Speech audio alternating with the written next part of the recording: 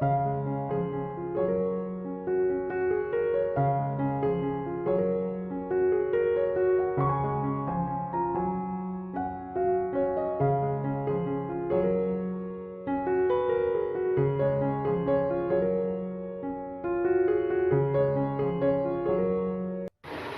সকাল, চলে এলাম আরও একটি নতুন ব্লগ নিয়ে। আজকে হচ্ছে বৃহস্পতিবার, তো এখন স্নান টান করে আছি আমি ঠাকুর ঘরে। তো দেখতেই পাচ্ছ এখানে সমস্ত জিনিস কিন্তু গুছিয়ে নেওয়া হয়ে গেছে।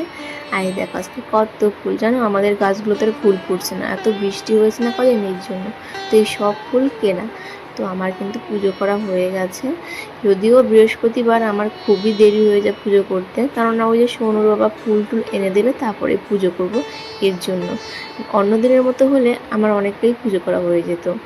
তো দেখো পুজো করা হয়ে যাওয়ার পরে আমার মেন যেটা কাজ সেটা হচ্ছে আমার চুলটা খোলা। এত লম্বা চুল হয়েছে না, আমি মাথা যখন ভিজাই সেদিনকে আমার খুব কষ্ট হয়, প্রচণ্ড ঘাড়ে ব্যথা শুরু হয়ে যায়, মানে এই চুলের ভারে যদি গামছা বেঁধে রাখি।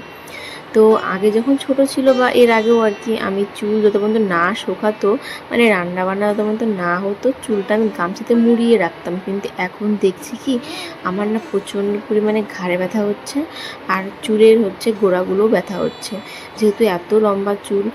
আর বুঝতেই পারছো তোমরা, আমার চুলে কিন্তু গোজ ভালোই আছে। তো গামছাতে পেঁচিয়ে পেঁচিয়ে যদি আমি খোপা করে রাখি, প্রচণ্ড ব্যথা হয়ে যায় মাথা, তারপরে চুলের গোড়াগুলো সবের জন্য ভাবলাম যে না, আগে চুলটা ভালো মতো আঁচড়ে নিই। তো এই দেখো আমি কিন্তু এই সিরামটা ইউজ করি। আগে সেরকম কিছু জানতাম না, যখন আমি ওই পার্লারে চুল কেটেছিলাম পুজোর সময় তখন বলেছিল যে ইউজ করো কিনা, তারপরে আমি বললাম না। এরপর আমি ভিডিওতে দেখলাম কয়েকটা, তো দেখলাম যে ব্যবহার করলে ক্ষতি সেরকম কিছু নেই। তো আমিও ব্যবহার করি পুজোর থেকে, আর আমার কিন্তু এখন পর্যন্ত সেরকম ক্ষতি বলতে কিছু হয়নি, আমার ভালোই লাগছে। তো আমি এদিকে একটু চুলের যত্ন নিচ্ছিলাম, ওদিকে সোনু আর সোনুর বাবা এত ডাকাডাকি করছিল খাওয়ার জন্য, কি বলবো তোমাদের।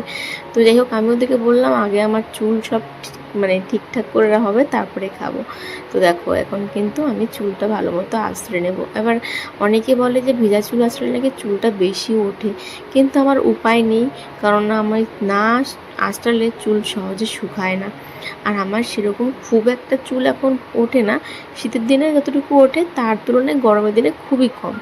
তো আমি না অন্য সময় বুঝতে পারি না আমার চুলগুলো কত বড় হয়েছে, যখন আমি মাথায় শ্যাম্পু করি আর শাড়ি পরি সেদিন আমি ভালো মতো বুঝতে পারি যে আমার চুলগুলো অনেক বড় হয়েছে। আর আমার বেশ ভালো লাগে তখন, যে এত মানে দিনের শখটা আমি যে পূরণ করতে পেরেছি এটার জন্য। তো যাই হোক, বিয়ের পরে বলো বা বাচ্চা হওয়ার পরে বলো, নিজের কিন্তু মানে নিজের প্রতি যে একটা যত্ন সেটা তো আমি ভুলেই গেছি। আর কি বলবো, মানে অনেকে মাঝে মধ্যে বলে এটা আমার এটা, মানে বলে আর কি, কিন্তু মানে সামনাসামনি বলে। তো আমি তখন তাদেরকে একটা কথাই বলি, আমার বাচ্চা কাচ্চা হয়ে গেছে, এখন আমি নিজের খেয়াল রেখে আর কী করবো, আমার বাচ্চার দিকেই আমার সমস্ত ধ্যান। তো সত্যিই তাই। তো আজকে একটু দেখো নিজের একটু করছি, চুলগুলো ভালো মতো আঁচড়াচ্ছি, শাড়ি পরেছি, বিশেষ করে শাড়ি পরেছি আর শ্যাম্পু করেছি, এর জন্যই যেন নিজের প্রতি একটা আলাদা যত্ন একদম আর কি ইচ্ছে করছিল। এটা তার যত্নের মধ্যে পড়ে না, চুলটা তো আঁচড়ানো এটা নর্মাল একটা ব্যাপার। তো তবুও আমি একটু ড্রেসিং টেবিলের সামনে ভালো মতো আঁচড়াচ্ছি। যেদিন আমি শ্যাম্পু করি সেদিনকে আমার ড্রেসিং টেবিলের সামনে দাঁড়াতে বেশ ভালো লাগে, এমনি অন্যান্য দিন কিন্তু আমি সেরকম দাঁড়াই না। আর দেখো চুলগুলো কত বড় হয়েছে, আমাকে অনেকে আবার জিজ্ঞেস করে আর কত বড় করবো চুলটা। আসলে আমি পুজোর সময় একটু কাটবো, মানে সমস্ত চুল সমান করে তারপরে কাটবো।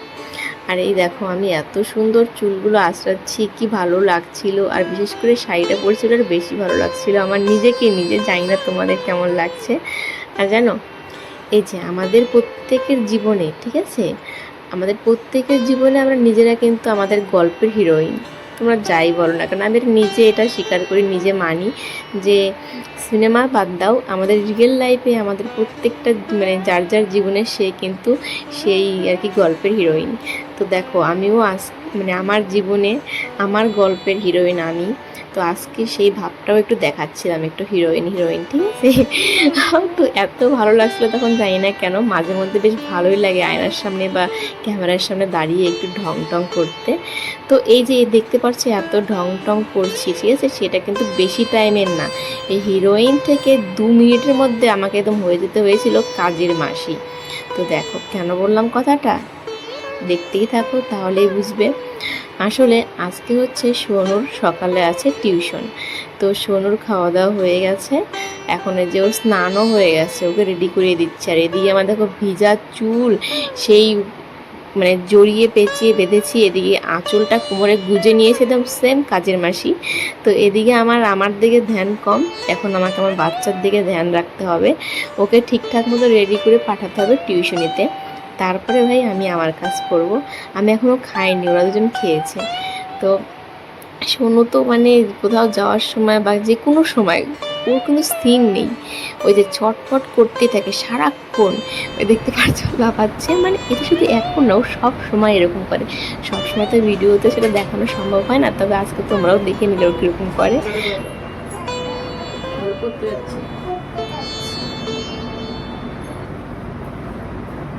যেহেতু আজকে বৃহস্পতিবার, এর জন্য সকালের খাবারের ব্যবস্থাটা কিন্তু সোনুর বাবাই করেছিল, ওদের খাওয়া হয়ে গেছে, এখন আমি খেয়ে নেব। আর এরপরে আমি রান্না করব ঝিঙা আলু দিয়ে একটা পোস্ত সবজি, যেটা অনেক বছর পর রান্না করব আজকে। সোনুর বাবা খেতে বেশ ভালোবাসে। আর আজকে আমি ভিডিও এডিট করছি, সেখানে ফ্যানের সাউন্ড হতে তোমরা শুনতে পারছো, কারণ উপায় নেই, আমি যদি এখন এডিট না করি তাহলে পরে আর করতে পারবো না। আর ফ্যান অফ করলে সোনু ঘুমিয়ে আছে, ওর খুব অসুবিধা হবে, এর জন্য এরকমভাবে এডিটটা করছি। 11টা বাজে, রান্না কমপ্লিট। রান্না করতে গিয়ে আজকে এত পরিমাণে ঘুম পাচ্ছে, মানে কি বলবো, তাড়াতাড়ি করে রান্না শেষ করলাম, মানে ঘুমে আমি চোখে দেখতে পাচ্ছি না, এরকম হয়ে গেছে। আর রান্না করলাম হচ্ছে ঝিঙা দিয়ে পোস্ত দিয়ে আলু দিয়ে, আর কি ঝিঙা পোস্ত আর কি এটাকে বলে, আলু ঝিঙা পোস্ত। তো অনেক বছর পর রান্না করলাম। আর হচ্ছে মিষ্টি কুমড়ো ভাজলাম, আর সোনুর বাবা সকালে আলু ভাজছে, তারপরে হচ্ছে দিয়ে তারপরে কী ছিল, আলু সিদ্ধ, ডাল সিদ্ধ, ওগুলো রয়ে গেছে, অত করে কী খায় বলতো। যাই হোক, পুরো ঘুম পাচ্ছে আমার, এখন মানে ঘুমাবো, তারপরে শান্তি, পরে দেখা হচ্ছে। আমি ঘুমাই, না হলে আমার মাথা ঘুরছে পুরো। মানুষের মানে অন্যরা কী হয় বলতো, বরগুলো যদি রান্না করে দেয় বউগুলো কত খুশি হয়, তাই তো। আর আমার বর রান্না করে গেলে আমার রাগ উঠে যায়। মানে আজকে শুধু ওকে বলেছিলাম, সোনুর যেহেতু সকালে পড়া আছে, শুধু একটু ভাতটা আর একটা আলু সিদ্ধ দিও, ও খেয়ে যাবে। ও বাপরে, উনি আলু ভাজছে, ডিম আলু সিদ্ধ, ডাল সিদ্ধ, কতগুলো যে করছে, আর রান্নাঘরটা পুরো নোংরা করছে, এই নিয়ে সকাল সকাল ঝগড়া। উল্টা দেশের লোক আমি, আমার বর রান্নাঘরে গেলে আমার মাথাটা এমনিতেই গরম হয়ে যায়। তার মধ্যে বৃহস্পতিবার ছিল আজকে, কত কাজ আজকে, বেশি বেশি রে। সোনু দেখছি, হনুমান গাছে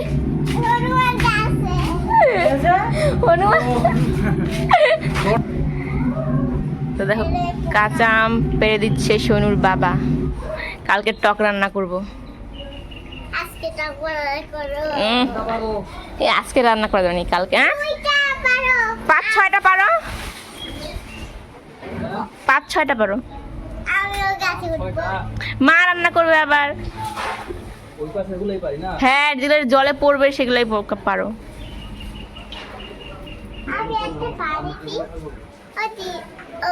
পড়ে না যেন ফোনটা।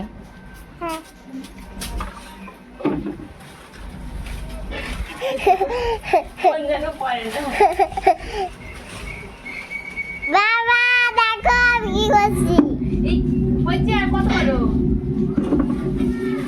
পারো না, পারো পারো দিতে পারো।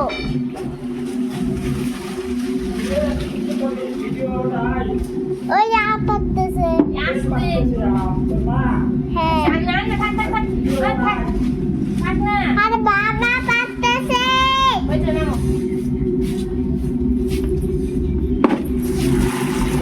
ঠিক আছে, কেটে দেখো তো, ফোনটাতে ফেলিস নাই তাই ভালো। এই যে আমার ছোট্ট ক্যামেরাম্যান, ফোনটাতে ফেলিস নাই তাই ভালো।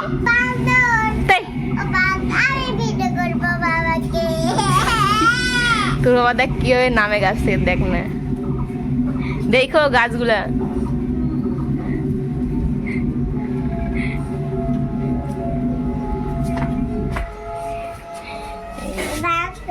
কতগুলো আম পারলাম, কাঁচা আম, হাত দৌ।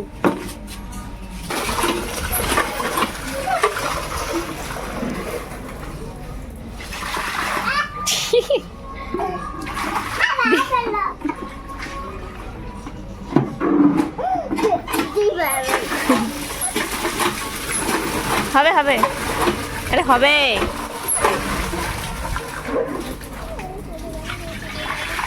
এবার এখনো আম মাখা খাইনি একদিনও, কালকে মাখাবা। হ্যাঁ আটা কিন্তু এটা ঘা হয়ে যায় আমের আঠা। তো,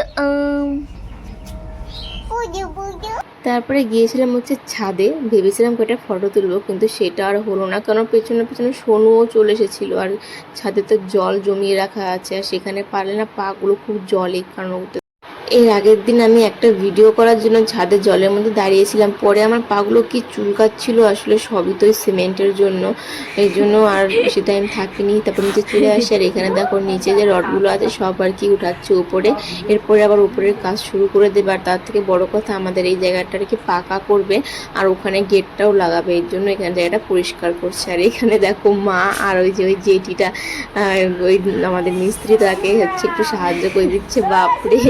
আর জানো এমন অবস্থায় হুট হুট করে বৃষ্টি হচ্ছে, আজকে কবার যেরকম করে বৃষ্টি হয়েছে মানে কি বলবো, একটু পর পর মানে হঠাৎ করে এমনভাবে বৃষ্টি হচ্ছে, মানে বোঝাই যাচ্ছে না যে বৃষ্টি কতক্ষণ থাকবে বা থাকবে না, কিছু বোঝা যাচ্ছে না, এই হচ্ছে এই চলে যাচ্ছে। এর জন্য মানে কি বলবো, আমার খুব খারাপ লাগছিল, কারণ আমি কি জানো এখানে এসেছি ঠিকই, কিন্তু ছাতা আনতে ভুলে গেছি। রোজ দিন ছাতা নিয়ে আসি, সেদিন আর বৃষ্টি হয় না, আজকে ছাতা আনতে ভুলে গেছি, আর আজকে এই বৃষ্টি হচ্ছে, এই থেমে যাচ্ছে, ভীষণ ভয় লাগছিল যে আমি বাড়িতে কি করে যাবো, কারণ সোনুর বাবা তো মাল দিতে যাবে, আর ওর অপেক্ষা থাকলে আমার অনেক রাতও হয়ে যাবে, আমার তো বাড়িতে গিয়ে আবার রুটি বানাতে হবে। এই জন্য বসে আছিলাম আর কি মন্দিরে, আর সোনু ছিল তখন বাবার কাছে দোকানে, কারণ এখানে তো জানোই এক ফোঁটা মানে জায়গা নেই ঠিক মতো বসে থাকার জন্য, বৃষ্টি হলে একদম সব জায়গায় ভিজে যায়, কিন্তু মন্দিরে সামান্য একটু বানাতে জায়গা, সেখানেই বসে বসে থাকতে হয়। আজকে সারাদিন তো শুনে এখানেই ছিল, কি যে করেছে মায়ের সঙ্গে শুধু ওরা দুজনেই জানে, আমার তো সেটা শোনারও সময় হয়ে মানে পাইনি, মা এদিকে কাজ করছে বলে। আর তারপরে কি বেশি টাইম থাকিনি, আর বাড়ি চলে আসি। বাড়িতে এসে তো রান্না বান্না ছিল, আর সেভাবে ভিডিও করতে পারিনি। তো চলো আমার আজকের ব্লগটা এই পর্যন্ত, যদি তোমাদের ভালো লাগে তাহলে অবশ্যই একটা লাইক করো, আর কমেন্ট করে জানিও। তোমরা যদি নতুন হয়ে থাকো তাহলে চ্যানেলটা সাবস্ক্রাইব করো, আমার পাশে থেকে দেখা হবে নতুন একটা ব্লগ এসে। ভালো থেকে সুস্থ থাকো, আজকের মতো টাটা।